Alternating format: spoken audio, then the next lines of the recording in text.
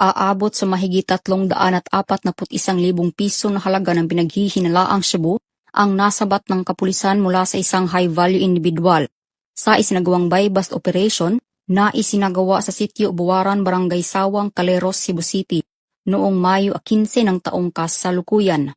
Kinilala ni Police Captain Noah Labra Anyana, officer in charge ng Police Station 6 Cebu City Police Office, ang suspect na si alias Adong, 52 anyos, isang high-value individual na residente ng Ermita Proper, Barangay Ermita, Cebu City. Dakong alas 11:55 ng gabi nang isinagawa ang buy-bust operation ng mga operatiba na naging dahilan ng pagkaaresto sa suspect.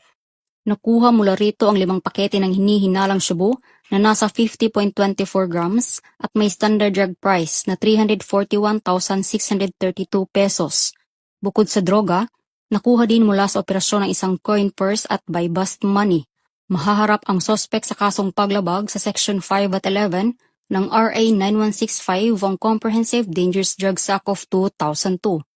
Ang naturang operasyon ay isang patunay na walang humpay na pagsusumikap ng kapulisan sa paghuli ng mga drug personalities bilang bahagi ng mas malawak na kampanya laban sa ilegal na droga, alinsunod sa layunin ng bagong PNP para sa bagong Pilipinas, serbisyong mabilis, tapat at nararamdaman. Mula dito sa Cebu City, ako ay inyong Police News Network Correspondent, Patrolwoman Flora May Asares, alagad ng batas, tagataguyod ng Balitang Pulis.